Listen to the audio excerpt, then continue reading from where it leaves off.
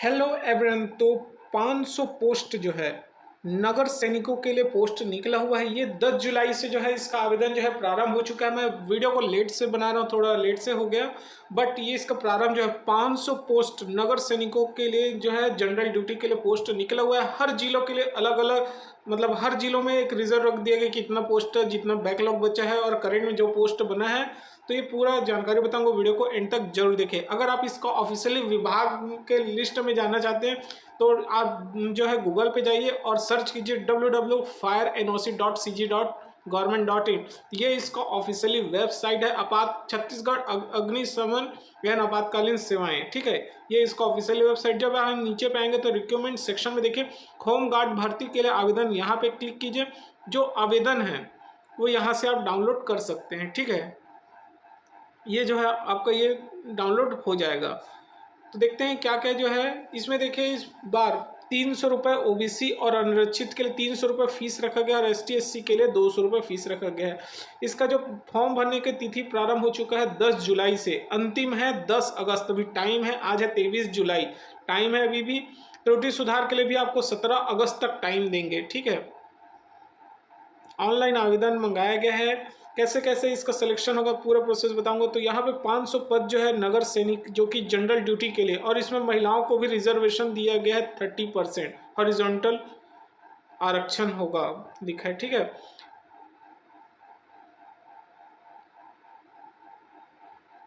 यहाँ पे और देखिए 1715 महिला नगर सैनिकों के पद, महिला एवं बालिकाओं के सुरक्षा संरक्षण संबंधी समेकित कार्य योजना के तहत छात्राओं के आवासीय संस्थानों में नियुक्त हेतु।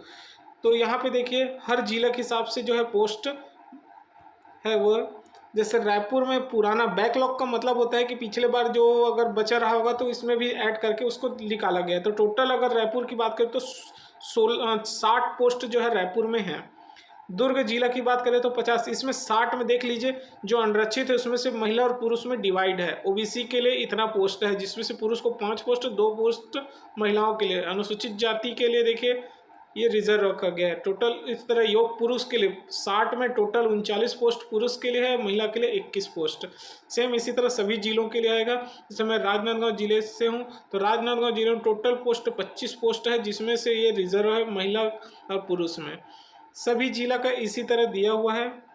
आप ये पीडीएफ डिस्कशन पे डाउनलोड कर लीजिए। मेरे टेलीग्राम चैनल बने हैं, आप उसमें जाके ज्वाइन कर लीजिए। सारा पीडीएफ जो भी वैकेंसी आ रहा है, कोई भी डाउट हो, सारा डाउट आपको मैं ग्रुप में भी कर सकता हूँ, ठीक है। ये तो नगर सैनिकों के लिए था, ठीक है। 500 पोस्ट नगर सैनिकों को, 1715 पोस्ट महिला नगर सैनिकों के पद के लिए भी आरक्षित किया गया है, ठीक है। तो ये काम का है। अब यहाँ पे देखिए महिलाओं एवं बालिकाओं की सुरक्षा संरक्षण समेकित कार्य योजना के तहत छात्राओं के आवासीय संस्थानों में नियुक्ति हेतु 1715 स्वयं सेवी महिला नगर सैनिकों का रिक्त पद। तो महिलाओं के लिए बहुत ही बेस्ट है ये पोस्ट। देखिए बहुत ज़्यादा पोस्ट है, 1700 पोस्ट सभी जिलों के लिए। जैसे जो दुर्ग जिला वाले हैं, दुर्ग जिलों के लिए देख लीजिए 20 पोस्ट है। राजनांदगांव के लिए 55 पोस्ट है। सभी जिलों में इसी तरह जो है वो आरक्षित रखा गया है ये। तो टोटल 1715 पोस्ट ये है। अब देखते हैं कि कौन कौन इसके लिए एलिजिबल होंगे। तो सीधी भर्ती होगी, परमानेंट जॉब रहता है ये, ठीक है। तो सबसे पहले तो क्राइटेरिया है कि आपको छत्तीसगढ़ का मूल निवासी होना जरूरी है, ठीक है। आपके पास मूल निवास प्रमाण पत्र होना जरूरी है। और याद रखना कि सबसे इम्पोर्टेंट रोजगार पंजीयन कार्यालय में पंजीत ये होना जरूरी है। जब फॉर्म भरेंगे तो ये डालना पड़ता है आईडी नंबर को, ठीक है। वेतन क्या होगा, देखिए यह नियमित शासकीय सेवक नहीं होंगे। वेतनमान जो है यह नियमित शासकीय सेवक नहीं होंगे। नियमित शासकीय सेवक की परिधि में नहीं आने से इन्हें नियमित वेतनमान की पात्रता नहीं होगी। आयु सीमा जो है 19 साल से 40 साल तक का जो है इसको फॉर्म को फिलअप कर सकते हैं। 40 साल से अधिक जो है नहीं कर सकते, ठीक है। बट यहाँ पे कुछ छूट भी दिया गया है। जो आत्मसमर्पित और नक्सल पीड़ित व्यक्ति हैं उसको 45 से अधिक नहीं होना चाहिए बोल रहे हैं, ठीक है। जो मिनिमम क्वालिफिकेशन है आपका क्या होना चाहिए, 12वीं पास होना चाहिए। सामान्य वर्ग, अन्य पिछड़े वर्ग, अनुसूचित जाति के लिए 10+2 मतलब 12वीं के अंतर्गत 10वीं कक्षा अथवा हायर सेकेंडरी होना चाहिए, सिंपल है, ठीक है। लेकिन यहाँ पे छोटा सा और दे दिया गया कि अनुसूचित जनजाति के लिए 8वीं पास होना जरूरी है। तो अलग अलग कैटेगरी वाइज रखा हुआ है। सबसे इम्पोर्टेंट है फॉर्म भरने से पहले आप अपना हाइट मेज़र कर लेना, क्योंकि यहाँ पे ऊंचाई बहुत ही इम्पोर्टेंट है, ठीक है। सामान्य वर्ग, अनुसूचित जाति और पिछड़ा वर्ग के लिए 168 सेंटीमीटर होना जरूरी है। फॉर्म भरने से पहले आप चेक कर लीजिए, ये नहीं है तो मत भरिए, क्योंकि बहुत ही स्ट्रिक्टली सबसे पहले यही होगा।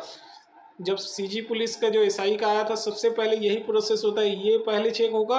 अगर ये मैच नहीं हुआ तो वहीं पे आपका रद्द, बाकी कुछ नहीं होता। तो ये पहले चेक कर लेंगे, तभी भरेंगे, ठीक है।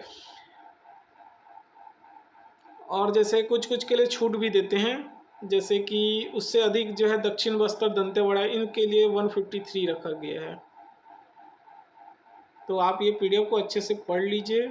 सीना फुलाना है पुरुषों के लिए, सिर्फ सीना फुलाने के लिए 21 सेंटीमीटर, अनुसूचित जनजाति अभ्यर्थी के लिए 76, फुलाने पे कितना होना चाहिए, 86 होना चाहिए। तो 5 जो है सेंटीमीटर फुल होना जरूरी होता है कम से कम, ठीक है। अभ्यर्थी में नौकनी, नौकनी क्या होता है, ये पैरों के पास में होता है नौकनी, ठीक है। ये दोनों पैर आपस में जुड़े नहीं होना चाहिए। आप खड़े होकर देखेंगे ना तो पता चल जाता है कि आपके में नौकनी है या नहीं। दोनों पैर कई लोग का जो है जुड़ा रहता है, तो ये इसलिए किया जाता है ताकि जब रनिंग करेंगे ना तो ये दोनों घुटने टिके मत।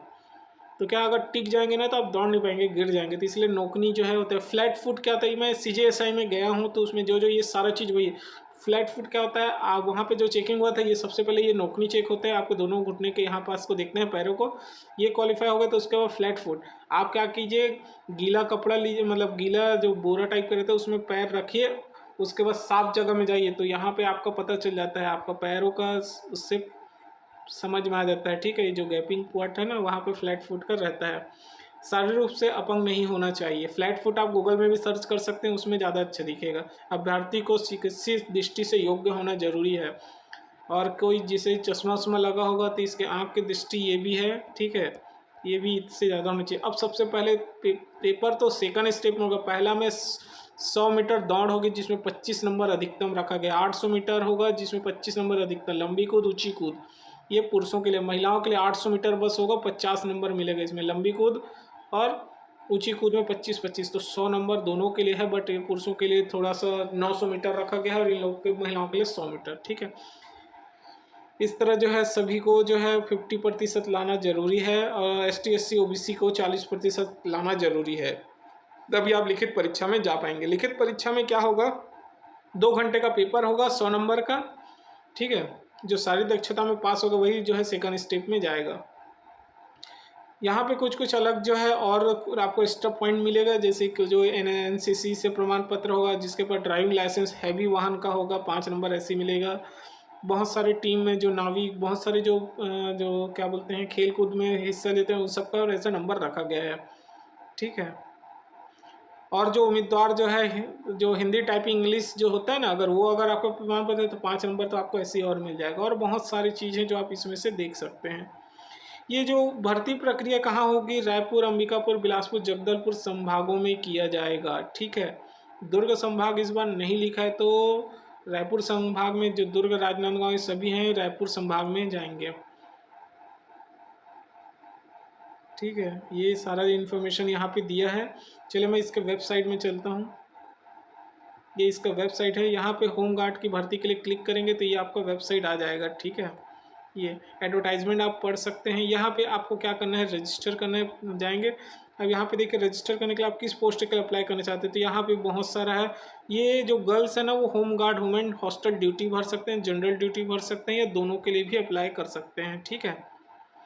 आपका नाम डालना है, फादर नेम डालना है, डेट ऑफ बर्थ डालना है, कैटेगरी डाल लीजिए जिस कैटेगरी से आते हैं, ईमेल आईडी सभी डाल दीजिए, एड्रेस डालना है। और दोनों, अगर ये आपका जो करस्पॉन्डिंग मतलब जो अभी करेंट में रह रहे हैं वो, और परमानेंट एड्रेस अगर दोनों सेम है तो यस करेंगे तो ऑटोमेटिक फिल हो जाएगा ये। अदर इन्फॉर्मेशन, आप आइडेंटिटी में क्या देना चाहते हैं, आइडेंटिफिकेशन में वो डाल दीजिए, पहचान चिन्ह डाल दीजिए। इसमें पहचान चिन्ह डालना है, आइडेंटिफिकेशन मार्क, जैसे किसी के फेस में जो भी चीज़ होता है, मार्क है, ये सब चीज़। अगर आप नक्सल क्षेत्र से प्रभावित है तो यस डालेंगे, तो ना। यहाँ पे मैंने पहले ही बताया था रोजगार पंजीयन होना जरूरी है। अगर आपके पास रोजगार पंजीयन नहीं है तो आप नहीं भर सकते, तो यहाँ पे बहुत जरूरी है रोजगार पंजीयन, ठीक है। जैसे ये home guard women hostel duty, ये सिर्फ महिलाओं के लिए है, कोई दूसरा नहीं भर सकते, ठीक है। तो हॉस्टल ड्यूटी के लिए आप इसमें महिला ही पात्र हैं, बाकी पुरुष नहीं होंगे हॉस्टल ड्यूटी। तो बहुत अच्छा है, गर्ल्स मौका मिलेगा, आप जल्दी से फॉर्म भर लीजिए। कोई भी जानकारी और चाहिए तो बिल्कुल मैं बताऊंगा। सारा सर्टिफिकेट ये सब चीज़ जो है रखना ज़रूरी है आपको क्वालिफिकेशन के हिसाब से। ठीक है, तो वीडियो अच्छा लगा तो चैनल को जरूर सब्सक्राइब कीजिए।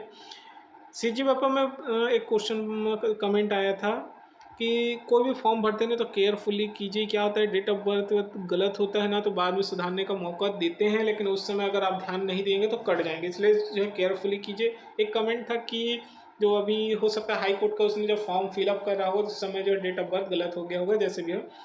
सीजी पेपर को क्या किया उन्होंने, तो सिर्फ एग्ज़ाम ऑर्गेनाइज करा रहे हैं ना, तो जैसा आपने फिल किया था उसको ऑटोमेटिक सीजी वेपम ने फैचिंग कर दिया और आपको सेंटर बस चॉइस किया है। ठीक है, तो अभी कोई रिस्क वैसा नहीं है। जो इन्फॉर्मेशन आपने फिल किया था हाई कोर्ट के समय में सेम जो है यहाँ पे फैचिंग आया। एडमिट कार्ड में कोई डेट ऑफ बर्थ नहीं लिखा रहता, तो आपको टेंशन नहीं लेना है। चेंज करना है तो वहाँ पे आपको सीजी वेपम के वेबसाइट में चेंज का ऑप्शन आता है, वहाँ से आप चेंज कर सकते हैं।